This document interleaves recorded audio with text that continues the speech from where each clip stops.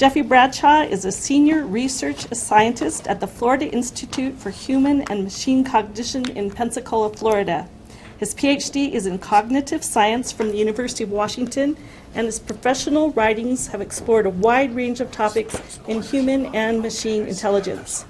He has been the recipient of several awards and patents and has been an advisor for initiatives in science, defense, space, industry, and academia worldwide.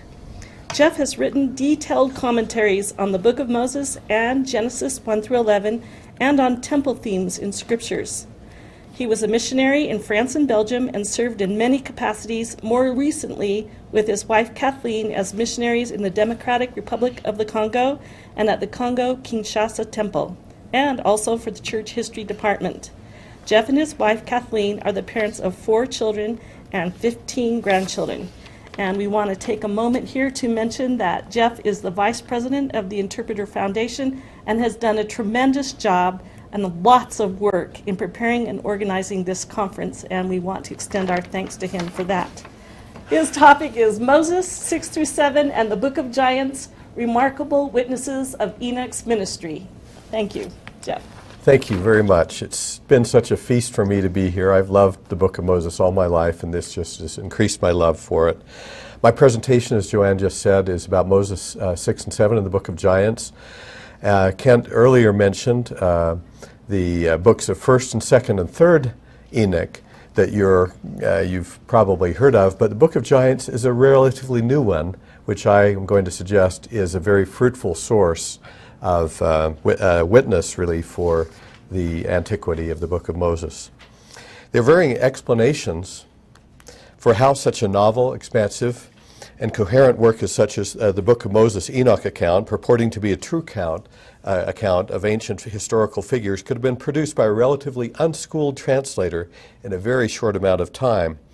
In the present study, my primary interest is in comparing Moses 6:7 with a source unknown in 1830 in support of arguments that the prophet translated through a process that was dependent on divine revelation. The present study, though still preliminary in some way, aims to provide the most complete and in-depth comparative analysis of the Book of Moses to a single ancient Enoch text that has been undertaken to date. One, while Hugh Nibley's pioneering research compared the names and roles of one character in Moses 6 and 7 and Book of Giants, or BG as I'll call it, this study examines the names and roles of nearly all the prominent figures in the 2 books. Second, whereas the previous studies have touched on a few parallels in the overall storyline of the Book of Moses Enoch account that are found elsewhere in the ancient Enoch literature, the present study will analyze similarities and differences with the story elements across the entire storyline of BG. Next, at a more detailed level, while earlier work has identified instances of close thematic resemblances, or in some cases almost identical occurrences of rare terms and phrases, the aim here is not merely to identify such instances, but to explore in greater depth than ever before every one that can be found. Finally, for each of the thematic resemblances, an attempt will be made to determine whether they are widespread in Second Temple Jewish traditions in the Bible, whether they're generally confined to the ancient Enoch literature, or whether they're specific to Moses 6 and 7 and Book of Giants. Taken together, these initial results will begin to tell us the degree to which the affinities discovered so far between the Book of Moses and BG are likely to have come by chance, or rather through unique ancient traditions that seem to have informed both texts. First, some brief introduction to the Book of Moses and the Book of Giants. Most of you know already the Moses 6 and 7 is part of the Joseph Smith translation of Genesis, the part that tells the story of the ancient prophet Enoch. This image shows a portion of the original manuscript of Moses 7 in the hand of Sidney Rigdon and written in December 1830. We had some great presentations this morning about the history and the character of that document, so I won't go into more detail than that. As we heard from Stan Carmack, these Enoch chapters, like other similar chapters in the Book of Moses, are highly original, not pseudo-biblical or biblical or Joseph Smith's pattern. It's evident that the record of Enoch was among many of the significant items that were, as Joseph Smith said, removed from the Bible or lost before it was compiled. Remarkably, the translation was produced at record speed. The expansion of the Genesis text on Enoch from 5 verses to over 100 appears just to have occupied a few days of the prophet's time. I liked Kerry Muhlestein's statement this morning that he said it may have been the most intensive period of revelation in the history of the church, just those first 3 days in December 1830. Now let's take a look at the Book of Giants just for short. This photo shows a fragment of BG written in Aramaic and found among the Dead Sea Scrolls. Besides being the most popular Enoch book at Qumran, more popular, I was surprised to learn, than the better-known First Enoch, BG also seems to be the oldest extant Enoch manuscript found anywhere. It was first discovered in 1948 and first published in English in 1976. Other fragments will be important to tell this story. In 6 different languages have been found with the writings of Mani, founder of a religious sect called Manichaeism. Most of these fragments were published in English in 1943. And I should just say, again, these are just tatters of documents that have had to be put together. Here's some things to know about the Book of Giants. First of all, there are no giants in the Book of Giants. The word translated as giants is Gibborim, which means something like mighty men. According to Ida Froelich, among others, there is no sign that these beings had a mixed human and animal nature. The name Gibborim refers to their state, armed mighty men. The term does not involve the idea of a superhuman or gigantic stature. It was the Greek translation that introduced this faulty idea into the notion of superhuman stature. This is important to know because the Book of Giants, like the Book of Moses, is mainly concerned with Enoch's dealings with wicked people, the all-too-human Gibborim. Both books differ from First Enoch's Book of Watchers, which relates Enoch's dealings with the wicked superhumans, fallen angels with the fantastical physical form. Here's another thing to know about the Book of Giants, is that it's a critique of Mesopotamian civilization, a parody of the near neighbors of the Israelites to the east. While Mesopotamian legends relate stories that tell of the mighty deeds of their great sages and cultural heroes, BG describes the Gibborim as arrogant warriors obsessed with their hunting prowess and with human bloodshed. Ronald Hendel writes, according to the Hebrew Bible, history comes out of Mesopotamia, but it was a dubious and shameful history. The ancient past in these stories offers an implicit commentary on Mesopotamian civilization and empire in the present, colored by transgression, hubris, and a desire to rebel. Third thing to know is that the unusual name of the only other named character in Moses 6 and 7 besides Enoch himself is also found in BG. Though different scholars render the English version of the names with different vowels, most scholars conclude that the names are equivalent.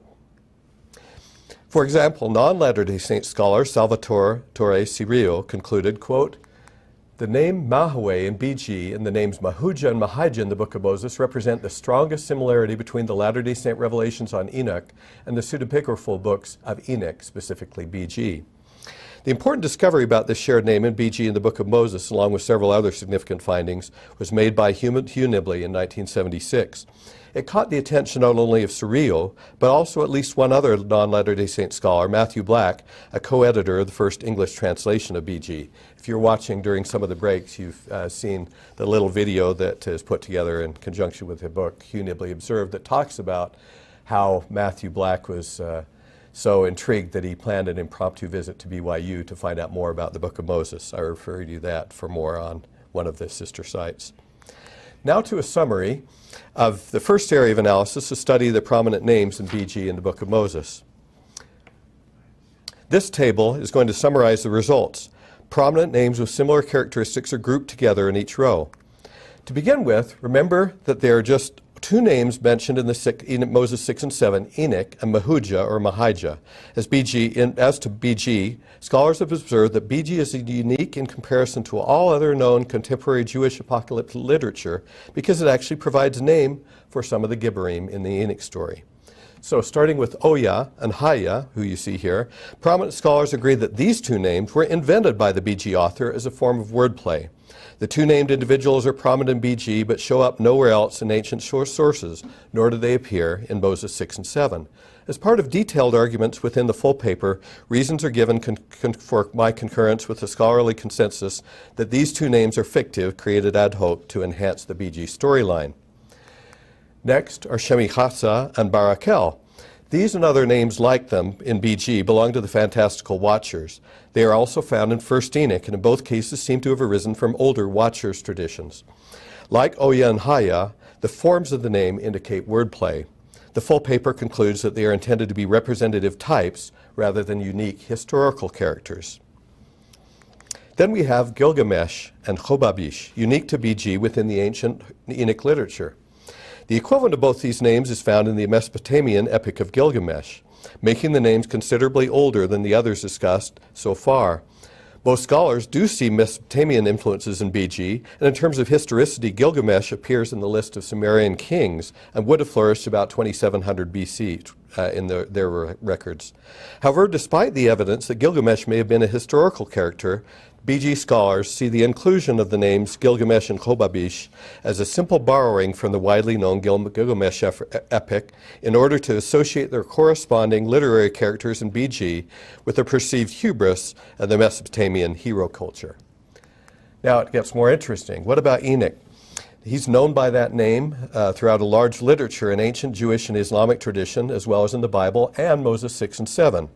Enoch scholar Andrei Orlov has suggested, in addition, many resemblances between Enoch and the 7th king of Sumer and Meduranki of Sippar, who would have reigned sometime before 2900 BCE.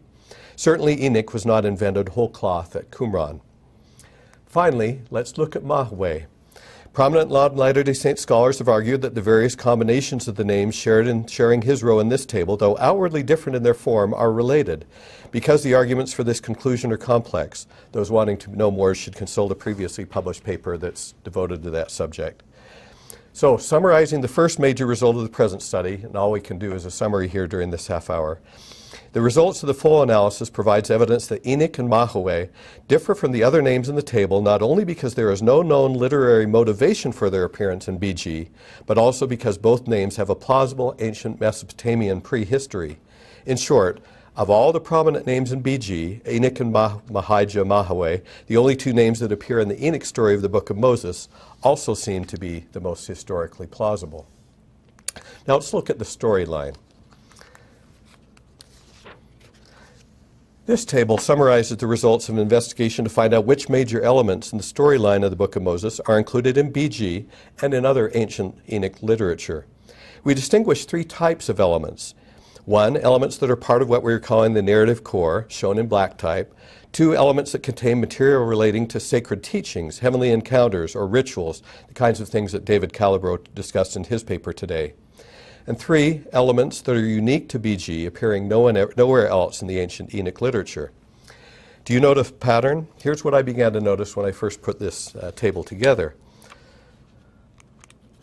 First of all, the core narrative elements in the Book of Moses, shown in black type, are always found in some fashion within BG. They're outlined in green here.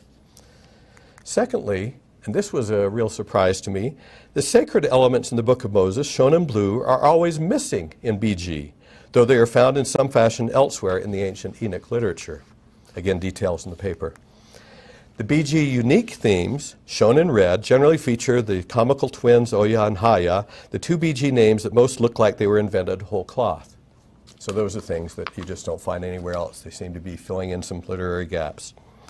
Let me say this a different way. BG is all black and red and no blue. In other words, BG contains hints of every narrative core story element found in the Book of Moses while containing none of its sacred stories, despite the fact that the missing sacred stories are all found in some form elsewhere in the ancient Enoch literature. Indeed, the resemblances between Moses 6 and 7 and BG and the narrative core story elements are so striking that one is tempted to speculate that BG originally inherited the same Enoch tradition as the Book of Moses, but that somewhere along the line the sacred stories now found only in the Book of Moses were removed. David Calabro has already mentioned some early Christian precedents for this sort of thing. You can also think about the secret Gospel of Mark, which was purported to have been found in two versions, one that contained sacred elements and one that was abridged. Let's drill down to the more detailed level and look at the specifics of thematic resemblances that are common to Moses 6 and 7 and BG. This table details specific thematic resemblances between the Book of Moses and BG in order of their appearance in the Book of Moses. In the rightmost column are the results of BG scholar Lauren Stukenbrook's laborious analysis to put the surviving fragments of BG into some kind of reasonable story sequence. What is of interest here in comparing Moses 6 and 7 to BG is not only that there are 17 specific thematic resemblances between the two texts, but also, according to Stukenbrook's analysis and the versification in the Book of Moses, they are in practically the same sequence. In the full paper, you'll find the general correlation and ordering, some discussion of that, along with the discussion of the exceptions in some detail. The full paper also presents selected details about each of the 17 thematic resemblances, drawing on the methodology of a similar comparative analysis of other texts performed by Stukenbrook himself. Only a few of these resemblances can be touched on today. So let's launch ahead and hear a couple of these stories that I found fascinating. We're fortunate that in addition to these written texts, there's a recently discovered wall hanging discovered in China that of Chinese origin, about 14th or 15th century, called the Manichaean cosmology painting. You remember there were fragments of the Book of Giants found in the writings of Mani. What's interesting about it is in the last few years it's been discovered that you could almost tell the story of the Book of Giants, or of Enoch, we can say, in this painting, picture by picture, and you can determine some surprising things that were not discussed explicitly in the text but are fully consistent with the text. Most of those things of interest fall in the 5th and 8th level of the worlds that you see here. That bottom piece represents the 4 earthly continents. The tree-like, really it's a mountain in the center, represents Mount Sumeru, which in the Indian tradition and some other traditions represent the sacred center, the most holy place in the world. So let's look at 2 stories here, 2 examples of 2 encounters of Mahujah and Mahujah, or Mahaway, 3 names for the same character, I believe, with Enoch. For those who know the Enoch stories in the Book of Moses and BG well, it may seem curious for me to speak of 2 encounters rather than 1. This is because in Moses 6 and 7 there seems to be an explicit record only of the first encounter, which, as you remember in Moses 6:40, Mahujah meets Enoch during his earthly teaching mission, while in BG there seems to be only an explicit record of the second encounter when Mahaway meets Enoch in a more sacred setting. Let's take a quick dive into the story and have a closer look. You'll remember that in the Book of Moses, Enoch preaches repentance to the people out of what is called a book of remembrance, in which their wicked deeds were written. In the ancient Enoch literature, the equivalent record of their deeds out of which Enoch preaches is written in 2 tablets. The Book of Moses tells us that Mahujah was present for Enoch's preaching. He appears out of nowhere in the Book of Moses with no explanation of who he is and what he was doing there. He simply asks Enoch a question: "Tell us plainly who thou art and from whence thou comest." Although we don't have an explicit record of Mahaway's first visit to Enoch in BG, some fragments refer to his having visited Enoch a first time and a second time. This and other evidence make it clear that Mahaway met Enoch twice. From BG, we learn that he was probably sent there by the prominent Gibberim to find out what all the fuss was about when Enoch showed up. Mahaway's role is hinted at by his very name. Prominent biblical scholars suggest that his name might be explained on the basis of the Akkadian Mahu, denoting, quote, a certain class of priests and seers. And what was the role of these seers? Among other things, the royal archives of the Old Babylonian kingdom of Mari recount the comings and going of Mahu as intermediaries and messengers, bearing words of warning from the gods for the king, a role that evokes the role of Mahaway, called in the BG literature by one scholar the messenger par excellence of the Gibberim in the BG Enoch tradition. End of quote. Hugh Nibley pointed out that, quote, this is exactly the role and the only role that Mahujah plays in the Book of Moses. So I believe we have something close to a dead ringer there, as much as we can presume these things. Enoch, like Mahujah Mahaway, is also portrayed as a messenger, we should say. In BG, he's called the apostle, a word of Greek derivation, of course, meaning one sent forth. Now we get some fun pictures from the Manichaean cosmology painting. Enoch's mission turns out to be successful. In fact, one faction of the Gibberim is converted. The Book of Moses tells us that, quote, as Enoch spake forth the words of God, the people trembled and could not stand in his presence, end of quote. BG similarly tells us, and I'm just shortening this quite a bit, that, quote, they prostrated and wept before him. And pretty much everybody agrees that these ugly characters here represent repentant Gibborim after the preaching of Enoch. In another part of the painting, a lone figure kneels repentantly onto the top of the only other mountain shown in the scene. Significantly, the mountain on which the figure kneels is nearer to Mount Sumeru, nearer to the sacred center of the scene than the other Gibborim who kneel in the distant land across the river. So far as I'm aware, no BG scholar has yet attempted to identify this unique and highly prominent figure. But it seems evident to me there is no other better candidate than Mahujah Mahoway. But if this is the case, why would a repentant Mahujah Mahoway be perched alone on a mountaintop? To answer this question, we must examine the story of Mahujah Mahoway's second encounter with Enoch, which unfortunately we will only be able to recount what might be appropriately called a brief flyby version. From BG, we learned that Mahoway had to mount up in the air like strong winds and fly like an eagle to a distant paradisiacal place to meet Enoch. The specific description in the corresponding Book of Moses account is intriguing. We are told that Enoch stood upon the place when God spoke to him. Kent Brown has elsewhere observed that in a biblical context, references to the place, Hebrew makom or Greek topos, may describe a special or sacred location. In an effort to strengthen his case that Joseph Smith simply borrowed the story of Mahoway's second journey from BG, non-LDS scholar Salvatore Cirillo comments, quote, "The emphasis that Joseph Smith places on Mahujah's travel to Enoch is eerily similar to the account of Mahoway to Enoch and BG," end of quote. However, Cirillo failed to notice that the idea that Joseph Smith's revelation was textually dependent upon BG is impossible because BG wasn't discovered until 1948. In our canonized version of the Book of Moses, we read that the place is named Mahujah, generally accepted as a variant of the name Mahujah. But significantly, in OT1, the manuscript that contains Joseph Smith's original dictation of the Book of Moses, Mahujah is not a place name, but a personal name. The original manuscript implies that Mahujah and Enoch prayed together in the place before Enoch ascended to Mount Simeon to be transfigured. In the original dictation, the verse reads, "Mahujah and I cried unto the Lord," seeming to imply that Mahujah was initially an active participant in what transpired. Though the Book of Moses makes it clear that Enoch and Mahujah were commanded to ascend to Mount Simeon, turn ye, using a plural pronoun, it seems that only Enoch made an immediate response. I turned and went up to the mount.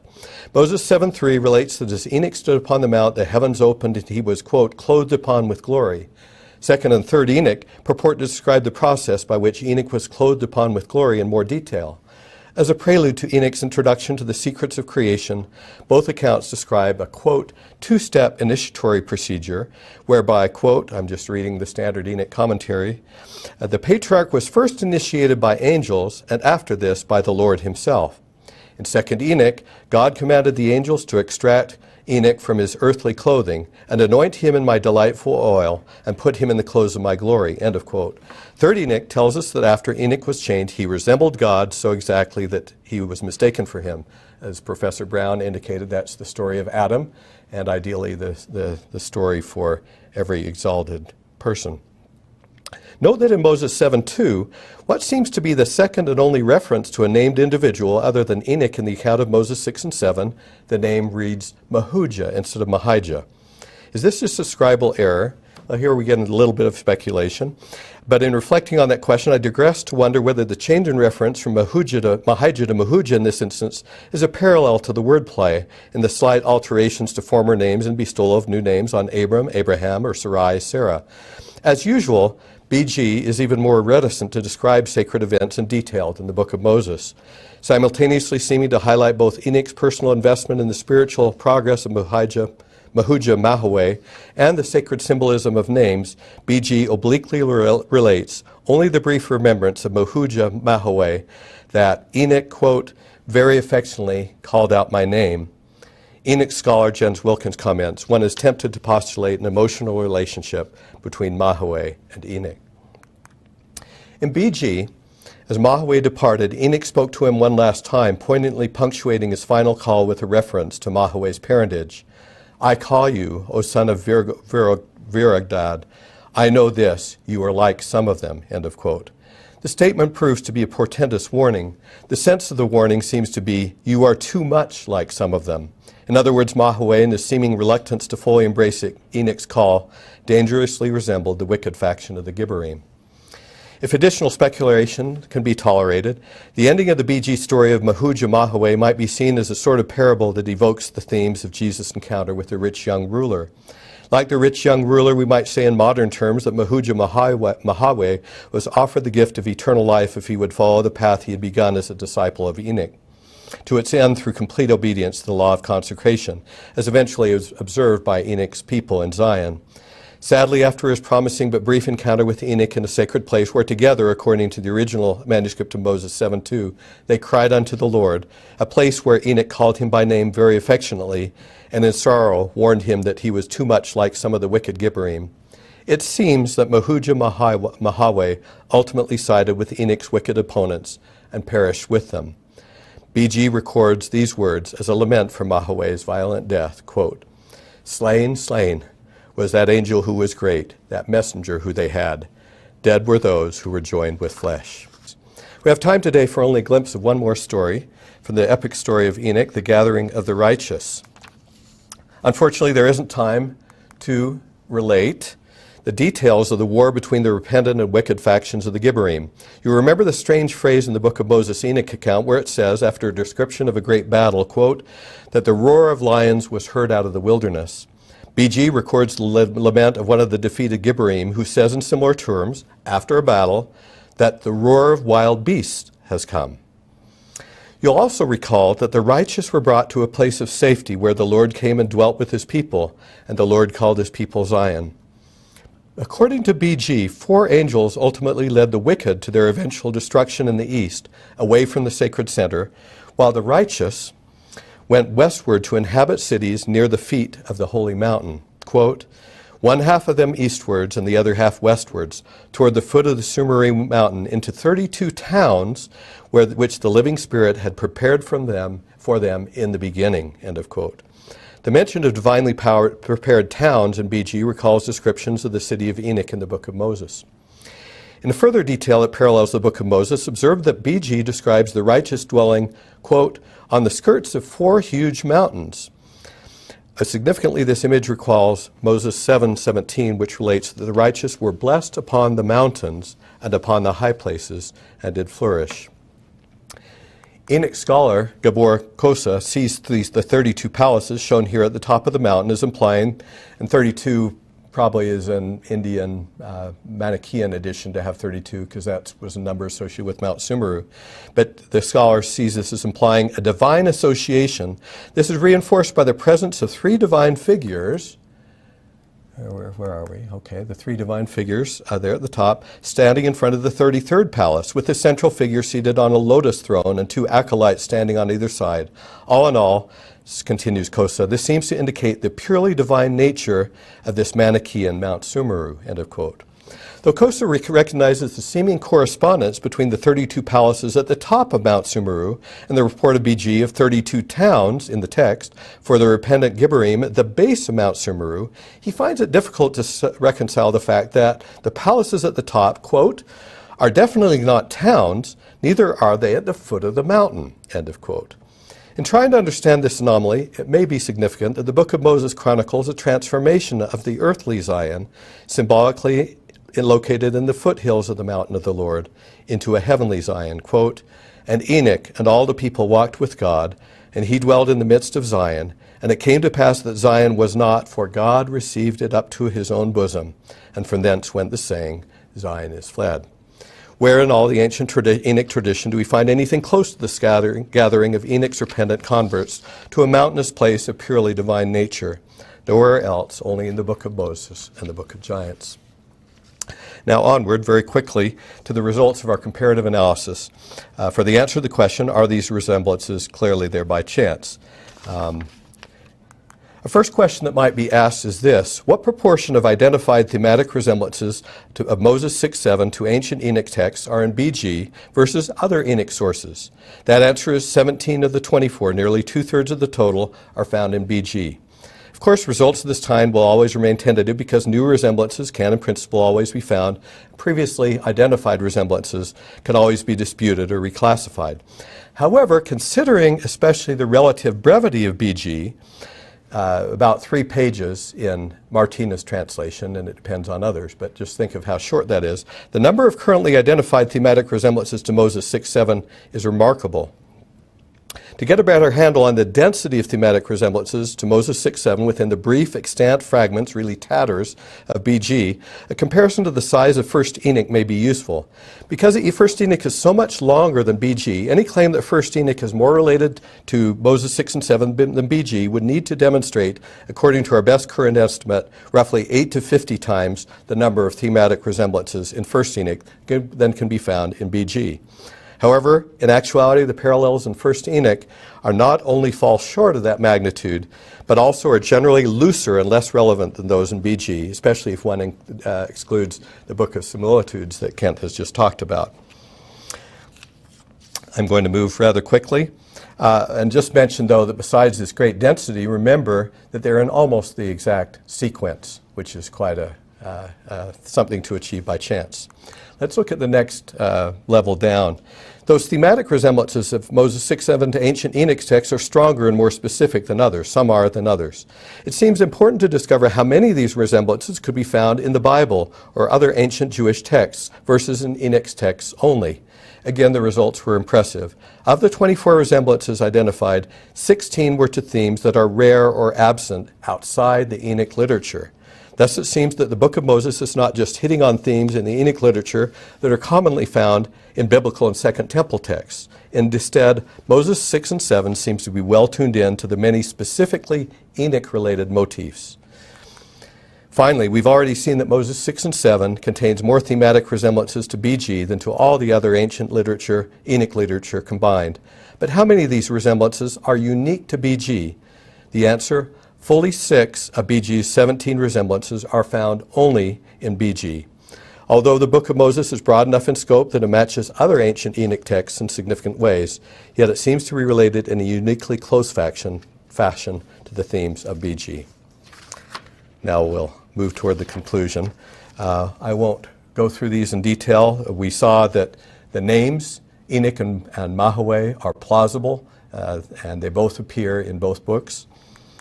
We saw that the storyline had common story elements, particularly the narrative core was present in every BG passage that paralleled the Book of Moses passages, and the sacred passages were evident elsewhere.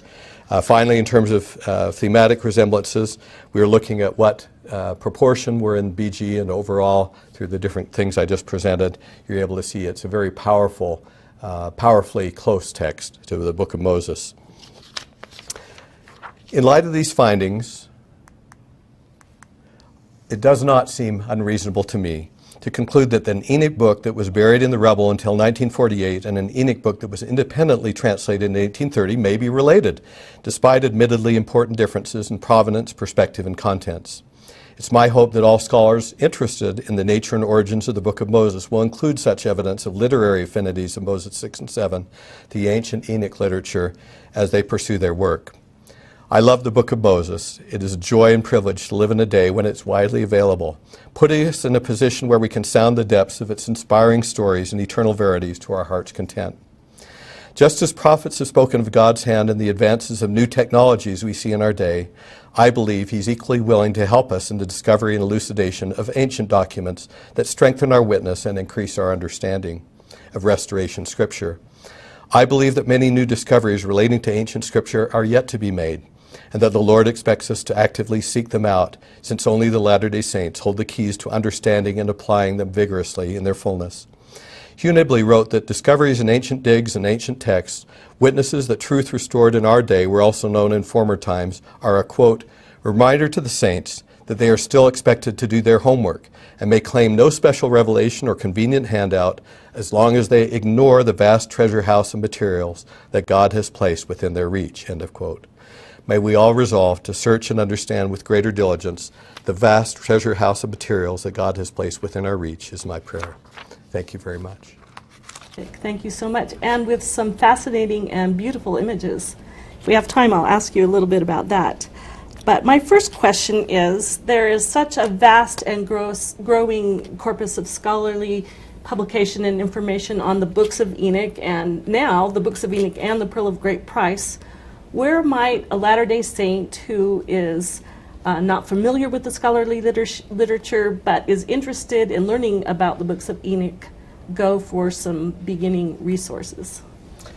Well, I'd said in the same place where I started at when I first started doing serious research on the Pearl of Great Price, and that is to the commentary of Richard Draper, Kent Brown, and Michael Rhodes on the Book of Moses. And I just found all kinds of things, including the reference to the place in those pages. I think that's the place to start, and then there's plenty of things to go deeper. All the references we could find on the Book of Moses, we've now put into a bibliography that's posted on the Interpreter website for the Book of Moses. Oh, that's great. Okay, this is just a general question. Why is the study of all of this context and background to the scriptures so important? Isn't it more important just to read the scriptures themselves and figure out what their personal application is for our lives? Why do we need all this background? I think that's a great question. Obviously, if we don't become saints in learning about the scriptures, something's wrong. But I think it's a little bit, I hope I'm not using a bad analogy, but it just comes to me, it's a little bit like the temple. We go to the temple to receive our own blessings there and to help others on the other side to receive those blessings. But if there was not a need for instruction and learning, we wouldn't be given such a long set of ordinances. In the same way, we could just state the truths about what we're supposed to do to be good, quote-unquote, Christian ethical neighbors in a very short text. I think that there's a treasure house of lifelong learning in those scriptures, and that the Lord expects us to dig them out. When we get the background and context, when we know something about the ancient languages, when we know something about why things are expressed in the way that we are, we get a whole world of understanding that I think helps us not only understand the scriptures, but helps us understand how God works in the world. That's certainly true. When our perspective is widened, we learn so much. And we're surprised at what we learn often. Let's see. What do you make of the fact that the Joseph Smith translation consists mostly of additions to the text and rarely deletions or subtractions? Well, I think we can go to the Book of Mormon for that I think that it tells me that Nephi prophesied correctly when he said there needed to be a restoration of plain and precious things. And we find that almost exclusively. Exactly if they're a restoration of original text or things that were never recorded or other things, I think we're all trying to find out whether it came from the first century Christian era, as David talked about, or other places. We don't know a whole lot. But I think it says that we're really blessed to have so much wonderful truth restored. Okay, here's another question about all of your work. You've done so much detailed work in your study of the Pearl of Great Price. What do you think are the three most important things that the members of the church might not realize or be aware of about the Book of Moses or the Pearl of Great Price in general? Well, I'll have to go into opinion because it's just my opinion, but I would say that to me the Book of Moses is absolutely foundational to our understanding of advanced, let's say, Latter-day Saint doctrine and teachings about Christ and about the gospel. And I don't think that's well enough appreciated. I'd say, secondly, that goes with it's absolutely foundational not only to our general understanding of the gospel, but to our understanding of the temple. Not just the initial stories of Adam and Eve, but I believe that story goes clear through the story of Enoch and the law of consecration which they had observed. And I wish that were better appreciated. To get more on that, listen to Elder Hafen and Sister Hafen's talk from the September conference, which was wonderful. Yeah, it was outstanding. And the third thing, what would I say? It's just so incredibly beautiful. We heard that from Brother Bushman's, some of the quotes he made last night, and others have expressed this. I feel so edified, and I wonder if everybody, probably not everybody gets as excited about it as I do, but I just walk away, and ever since I was a young boy, I've gotten a very deep feeling of beauty and uplift from those verses. That's wonderful. Well, we're just about out of time, but I'm going to sneak in this one little quick question. In so many of your scholarly publications, you have some astonishing images that accompany your text. I just want to know if there's a secret that you have to finding these. How do you go about that? I don't think there's any secret. I used to find a lot of old books, but now that the old books are getting harder to get, the secret is Google. I have a son who works for Google, so he helps me sometimes locate some of these things, which is great, as does my son Samuel, who's here today. Sort of some advanced search techniques. Advanced searching. And sometimes you really feel the gift of inspiration, even as much as you would when I saw this Manichaean cosmology painting, my eyes just popped out. Because there were some gaps in the record, and I wanted to know what it was, and then, well, there's a picture of Enoch, and they'll tell you, and we know that that's Enoch from all the commentators. I think there's a picture of Mahujah in there. These are characters I've been searching for, and their stories for a long time, and to see potentially the city of Enoch not only sort of gathered, but also moved to the presence of God was a very exciting thing, and I don't attribute those things to chance.